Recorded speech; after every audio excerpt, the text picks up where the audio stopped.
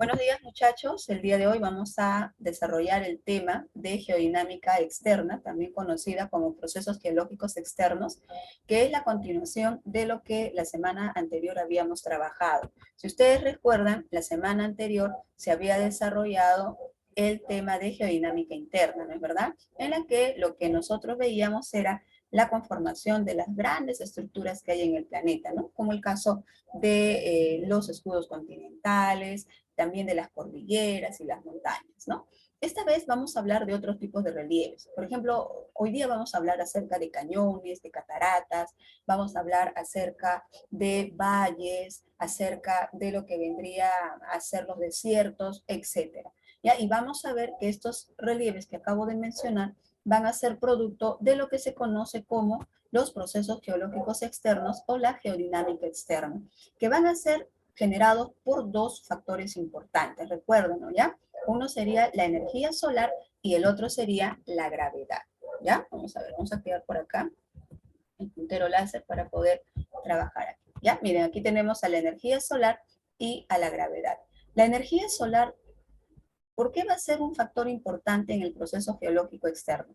Porque a través de la temperatura que vamos a percibir aquí en el planeta, que puede ser variable de la noche a la mañana, ¿no es verdad? O en el proceso de las 4 estaciones durante el año, es que se va a producir una serie de alteraciones en las estructuras rocosas de los continentes. Por ejemplo, ¿no? Una roca expuesta a diferente temperatura entre el día y la noche, poco a poco se va a ir debilitando, hasta que finalmente, después de muchísimo tiempo debilitada, pues fácilmente va a fracturarse. El fracturarse va a permitir que estas rocas sean transportadas cuesta abajo, si es que se encuentran, por ejemplo, ¿no? en lo alto de la montaña, y al transportarse hacia otro lugar, va a ir dando paso a la conformación de nuevos tipos de relieves. Lo otro vendría a ser la gravedad, que por supuesto va de la mano con la energía solar. ¿Por qué? Porque la gravedad es la fuerza de atracción. Esta fuerza de atracción que ejerce nuestro planeta en dirección a su núcleo, en dirección a su centro, va a permitir que las rocas, las estructuras pétreas que se encuentran en partes altas caigan, ¿no? Se desplacen cuesta abajo. Y es ahí en la parte baja, como le dije hace un ratito, en donde van a dar lugar a la conformación de nuevos relieves, ¿ya? Ahora, ¿cuáles vendrían a ser los agentes geológicos externos que se van a encargar de moldear, de modificar los relieves que existen? Bueno, uno de ellos vendría a ser el mar, el otro vendría a ser, por ejemplo, el agua en temperaturas muy bajas, por ejemplo, los glaciares, ¿no? Tenemos también aquí a los vientos y también podríamos hablar de los ríos, ¿no? Aquí hemos colocado agua de escorrentío, ¿no? Los ríos, los riachuelos, también juegan un papel importante en el proceso de erosión del relieve de la superficie continental, ¿correcto? Por ejemplo, ¿qué puede hacer el mar en este caso? Bueno, el mar al momento de golpear las olas del mar a la superficie continental, con el paso del tiempo, pues la va devastando, la va erosionando. Asimismo, nosotros sabemos, pues, que el mar no solamente golpea, sino que luego se retira, en el sentido de las olas, ¿no? Y posteriormente vuelve nuevamente a desplazarse en dirección al área continental.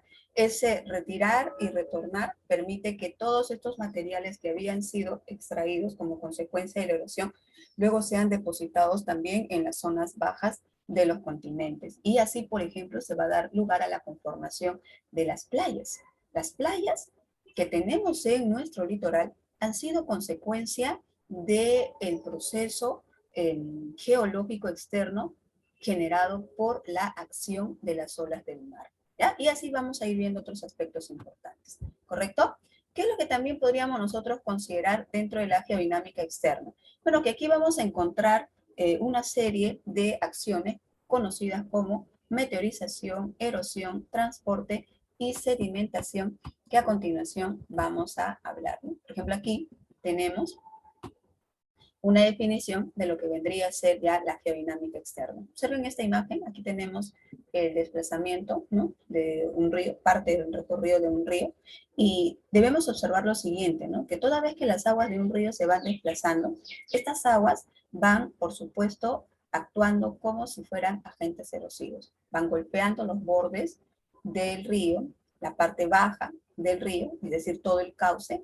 Asimismo van transportando rocas, ¿no es verdad?, en su recorrido, y todo ello conlleva pues a un proceso de modificación del relieve de la superficie continental, ¿ya? ¿Qué es la geodinámica externa? Dice por acá. Es la acción de los agentes atmosféricos externos, ¿no? Como el caso de los vientos, las aguas continentales, los mares, los océanos, los glaciares, la gravedad que ya nosotros hemos comentado. Todos ellos van a actuar sobre la capa superficial, ¿no? Y van a generar una lenta destrucción y modelación del relieve de la corteza terrestre.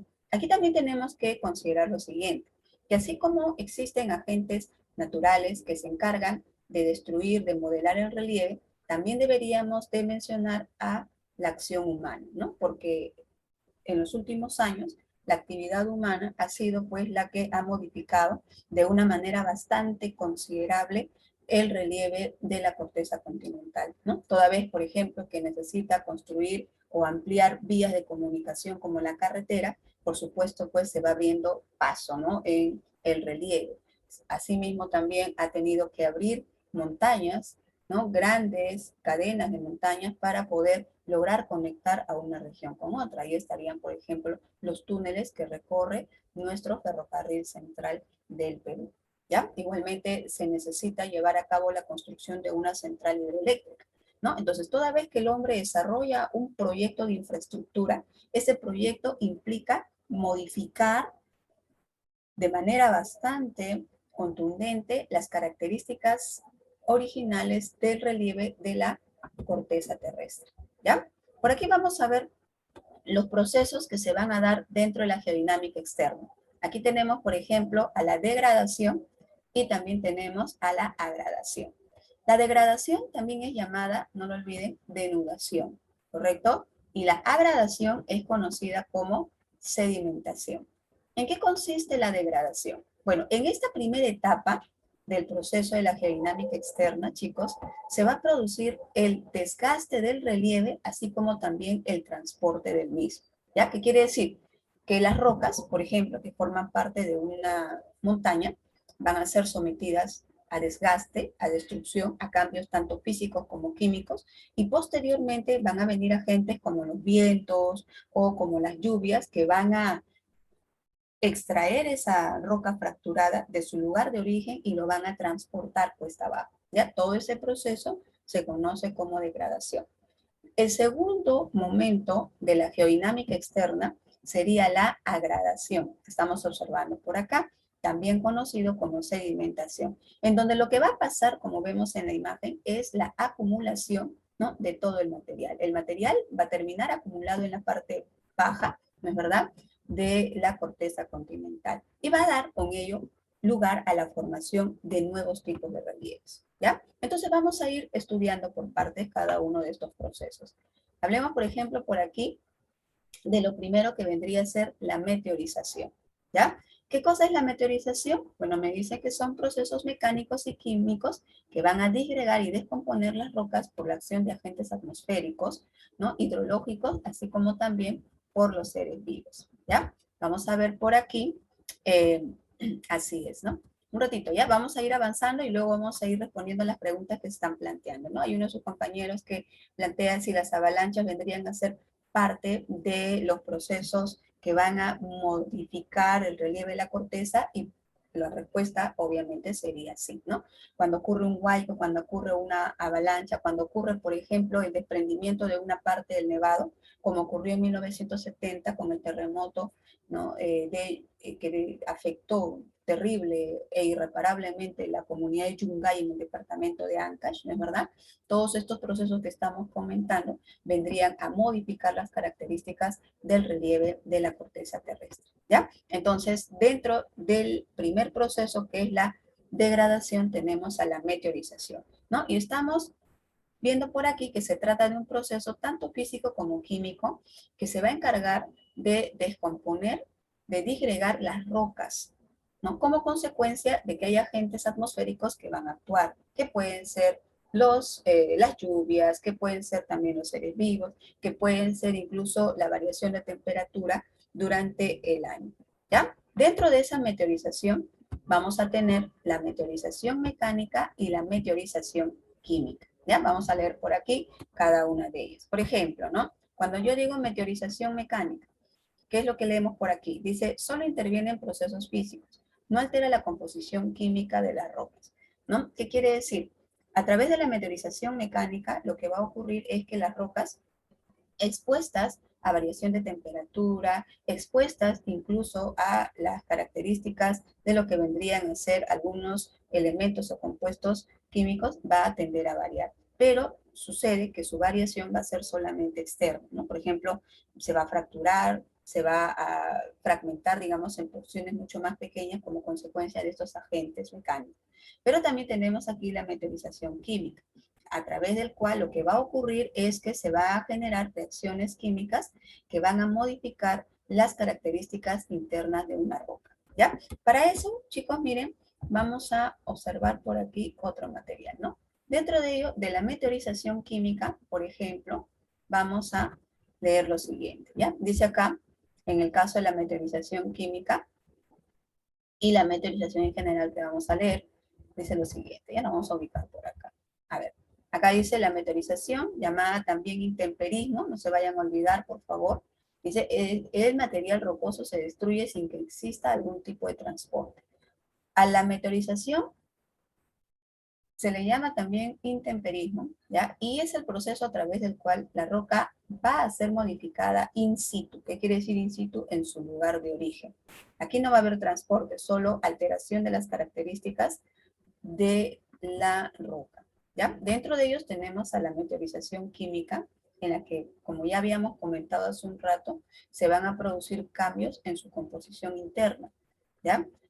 A través de agentes como, por ejemplo, la presencia de oxígeno, ¿no? El calcio, el magnesio, el agua de las lluvias, por ejemplo, puede conllevar pues a la modificación en la estructura o la composición interna de la roca, ¿ya? Ese proceso llamado oxidación es generado por la incorporación del oxígeno a la estructura de la roca, ¿no? La carbonatación, como consecuencia de la incorporación del calcio y el magnesio, también en la estructura de la roca, ¿no? Y también podríamos hablar de la hidratación, ¿ya? La roca va a cambiar su textura de tal manera que fácilmente se va a poder deshacer, como vemos aquí en pantalla. Luego tenemos también a la meteorización física o llamada mecánica. Esta meteorización se va a caracterizar porque en ella solamente se va a dar una acción de fractura o ruptura de la roca. Y se da por agentes como la variación de temperatura, ¿no? Como observamos aquí en la imagen, ¿no? ¿Qué pasa aquí? Miren, el agua se acumula en las grietas de las rocas, en las fisuras de las rocas, en las noches, como ocurre generalmente en las partes altas de nuestro país, ¿no? Sabemos que nuestro país pues está dominado por la gran cordillera de los Andes, y en las partes altas de nuestra cordillera las aguas tienden pues a enfriarse, a congelarse, ¿no? Debido pues a las bajas temperaturas que se perciben durante la noche. Entonces, ¿qué pasa? Miren, aquella porción de agua que entró por las fisuras, posteriormente congeladas debido a la disminución de la temperatura, van a provocar que aumente el volumen de la roca, ¿no? Y con el paso del tiempo, estas aguas congeladas van a actuar como si fueran cuñas, como si fueran pues una especie de cuchillas, y van a terminar fracturando la roca como tú estás observando por acá, ¿ya? Otro proceso importante también, miren, se va a generar como consecuencia de la acción de los vientos y de las lluvias, ¿ya? Pero ya cuando hablamos de eso, estamos entrando al proceso de lo que se conoce con el nombre de la erosión. La erosión forma parte también de lo que es el proceso de degradación, ¿no? Y la erosión implica el desgaste y a la vez el transporte de los materiales. Van a ser realizados por agentes erosivos como los ríos, los mares, los vientos, el agua subterránea, los glaciares, entre otros más, ¿ya? Entonces, hace un momento, cuando hablamos de la meteorización, mencionábamos pues que las rocas van a ser expuestas a diferentes tipos de agentes que van a conllevar a su fractura en su lugar de origen. Posterior a ello, vienen estos agentes erosivos mencionados, como ríos, mares, vientos, etcétera, y van a extraer a la roca de su lugar de origen, ahora fracturada, ¿no es así? Fragmentada, y la van a transportar hacia otros lugares, ¿no? Aquí, por ejemplo, dentro de la erosión, podríamos hablar de la erosión fluvial.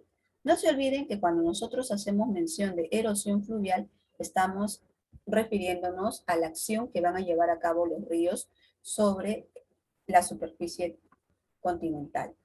¿Qué es lo que pasa aquí? Los ríos, miren, en su recorrido, como habíamos comentado, van a ir desgastando el relieve y con el paso del tiempo van a dar lugar a la conformación de estructuras tan impresionantes, chicos, como las que estamos viendo aquí en pantalla. Una de ellas, por ejemplo, vendrían a ser las cataratas, ¿no? Las cataratas, como por ejemplo aquí en pantalla tenemos al Niágara, ¿no? Habrían de ser consecuencia, no lo olviden ustedes, de la acción llevada a cabo por los ríos. También, asimismo, vamos a encontrar dentro de ese proceso de erosión fluvial a los cañones. ¿Qué son los cañones? Los cañones son profundas paredes verticales, también conocidas como gargantas profundas, que se van a formar como consecuencia de la erosión de un río sobre el relieve de su cauce, ¿no? ¿Qué es lo que pasa? El río probablemente es muy caudaloso, tiene abundante, ¿no?, energía, y con el paso del tiempo, ese río va golpeando la parte baja de su cauce y lo va desgastando. Y va conformando también, como le dije hace un ratito, estructuras verticales muy profundas, ¿no? Que son conocidas como los cañones. Pregunta, muchachos, ¿aquí en el Perú tenemos cañones? Estamos hablando acerca de Que, relieves, ¿no? Claro, ¿no? Por ejemplo, uno de esos cañones más el cañón conocidos, del Pato, claro, muy bien, sería el Cañón del Pato, que se encuentra ¿en qué departamento? En el departamento de Ancash. Ancash. Muy bien. Miren, chicos, en el caso de los cañones, aquí en nuestro país ocurre que la fuerza con la que se desplazan las aguas en el recorrido de estos cañones han sido aprovechadas para poder llevar a cabo la construcción de centrales hidroeléctricas, ¿no? Por ejemplo, en el caso del Cañón del Pato, ahí tenemos pues a una central hidroeléctrica llamada la Central Hidroeléctrica de Guayán, ¿no? Que beneficia a la población que se encuentra en la región que hemos mencionado. También podemos mencionar a otros cañones como el Cañón de Cotahuasi, el Colca, que es el más conocido, el más visitado, ¿no?, por turistas tanto nacionales como extranjeros. Ambos se encuentran en el departamento de Arequipa, ¿no? Entonces, si a mí me preguntan qué es lo que forma, pues, un cañón, yo diría el río en su recorrido, ¿no? Por ejemplo, en el caso de el cañón del Pato, ¿qué río, pues, es el que lo va a formar? El río que lo formaría sería el río Santa, ¿no es así? Vamos a ver otros tipos más de relieves que se van a formar como consecuencia de la acción erosiva. Acá ya estamos hablando, chicos, miren, de otro proceso erosivo. Aquí ya estamos hablando de la erosión marina. Lo que va a pasar en este caso es que las olas del mar van a jugar un papel fundamental en el desgaste del relieve y van a dar paso a la conformación de estructuras como por ejemplo los acantilados, como vemos por acá, miren, ¿no? Los acantilados, al igual que también los arcos marinos, ¿no? Por ejemplo, aquí observamos un arco marino que ha sido consecuencia, por supuesto, de la erosión de las olas del mar. Ahora, esto no se forma pues en 10, en 100 años, ¿no? Muchas veces al planeta le ha tomado miles de años para poder llevar a cabo la creación de este tipo de estructuras, ¿no? Entonces, hasta aquí estamos hablando de dos tipos de procesos erosivos. La erosión fluvial generada por los ríos y la erosión marina generada por las olas del mar, ¿no? ¿Qué otro proceso más podríamos mencionar? Dentro del proceso erosivo también podemos hacer mención de las aguas subterráneas. A ese proceso se le conoce como la erosión kárstica. Las aguas subterráneas también pueden ir desgastando el relieve en el interior de la corteza, ¿no? En la zona conocida como el subsuelo. ¿Qué es lo que va a pasar? Si es que esa área está conformada por rocas de tipo calcárea, ya estas rocas más frágiles van a ceder frente a el recorrido de las aguas subterráneas, ¿no? Las aguas subterráneas corren, muchachos, como si fueran ríos, pero en las profundidades de la corteza. ¿ya? Y ellos van a ir desgastando, ¿no? Lenta, paulatinamente, pues, estas estructuras, dando paso, por ejemplo, a la conformación de las cuevas, ¿no? Por ejemplo, aquí en el Perú tenemos numerosas cuevas, generalmente concentradas en la zona oriental de nuestro país, en la zona de la selva y la ceja de selva también. Y una de las más conocidas vendría a ser la famosa Cueva de las Lechuzas, que se encuentra en el departamento de Huánuco y que pues es de gran recurrencia por parte de los visitantes, por parte de los extranjeros, ¿no? Por aquí tenemos, miren, una imagen en donde estamos recreando la manera como las aguas subterráneas pueden ir desgastando pues desde el interior al relieve de la corteza terrestre, ¿ya? Ahora, aquí también podríamos hablar de la erosión glacial, ¿no? Como habíamos comentado hace un ratito, ¿no? Si parte de un glaciar, parte de, ¿no? de una estructura de nevado, por ejemplo, cae cuesta abajo, esto por supuesto va a conllevar a la erosión del relieve, ¿ya? Así que por eso es muy importante mencionar. Bien, entonces por aquí estamos viendo proceso conocido como la erosión glacial, ¿no? En donde habíamos comentado pues que los glaciares también al ir desplazándose cuesta abajo van a ir erosionando el relieve en su recorrido, ¿no? Si bien es cierto, los deshielos de los glaciares son los responsables de la conformación de los ríos, cuando ocurre que estos se desplazan en grandes proporciones, ¿no? Se desprende, por ejemplo, ¿no? Parte de ese glaciar, definitivamente se da alteraciones bastante grandes, significativas en esa zona, ¿ya? ¿Qué más podríamos decir respecto de lo que concierne a el proceso de la erosión? Bueno, aquí miren, podemos también hacer mención a la erosión eólica. Cuando yo les hable sobre erosión eólica, ustedes inmediatamente lo deben vincular con la acción que van a llevar a cabo los vientos. Los vientos también erosionan, también desgastan, muchachos. Y con el paso del tiempo van a dar lugar a la conformación de estructuras como por ejemplo estas estructuras pétreas que observan en pantalla, ¿no? Aquí tenemos la figura pétrea conocida como la alpaca, que se encuentra en el bosque de piedra o también conocido como el bosque de Guayllay, que encontramos en el departamento de Pasco. ¿Ya? Pasco no solamente es una región en donde pues, podemos destacar la actividad minera, ¿no es así?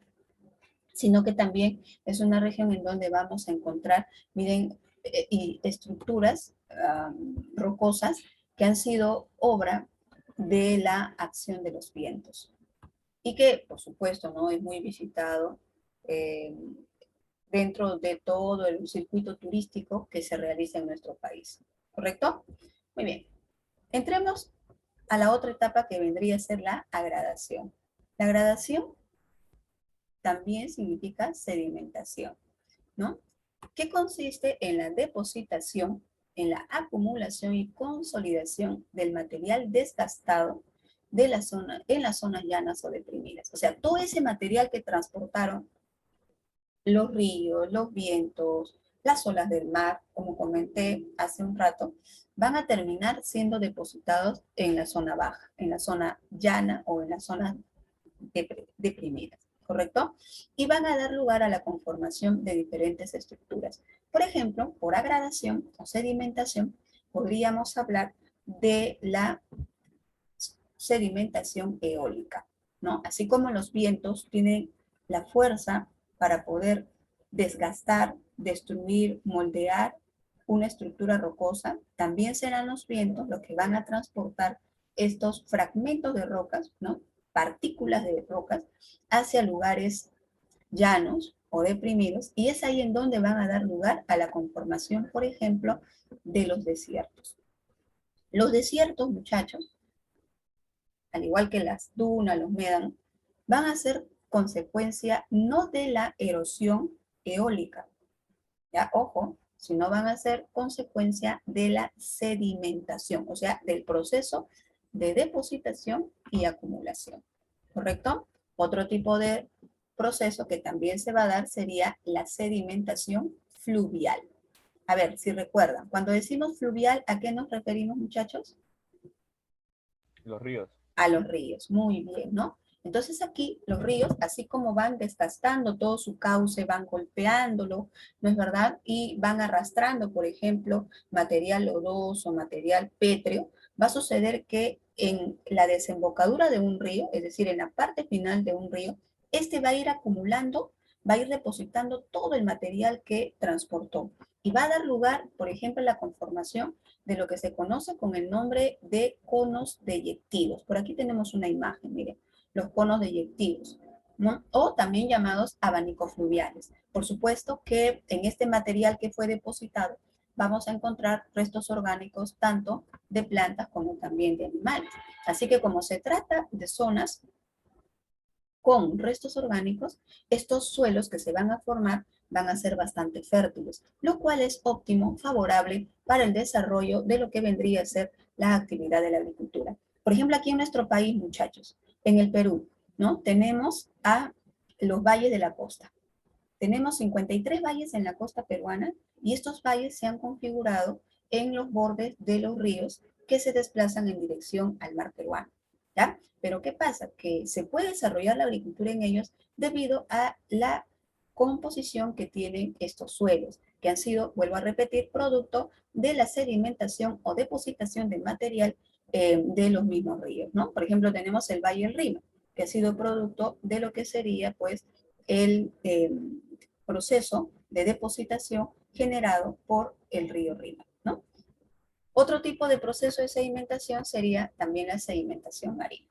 A ver, chicos, si un acantilado es producto de la erosión marina, ¿correcto? Por ejemplo, aquí tenemos la Costa Verde, ¿no? Un acantilado también muy visitado, ¿no es verdad? Bueno, antes de todo este proceso que estamos viviendo hoy en día, diríamos que una playa, ¿ya? Como por ejemplo la playa, pues, que tenemos, ¿no? Aquí cerca de nuestro litoral, como el caso de Chorrillos, ¿no es verdad? Agua Dulce, ¿no? Si quisiéramos hablar de Asia, etcétera. Estas playas han sido producto de la sedimentación marina, ¿no? Como les dije hace un ratito, las olas golpean, ¿no? A nuestras costas, arrancan el material pétreo, formando los acantilados, pero ese material rocoso que sacaron, ¿no? Luego lo van a transportar hasta la zona baja, que es la orilla, ¿no es así? Y ahí ese material, claro, fracturado, fragmentado en partículas muy pequeñitas, con el paso del tiempo se ha ido, ¿no? Acumulando y ha ido dando paso a la conformación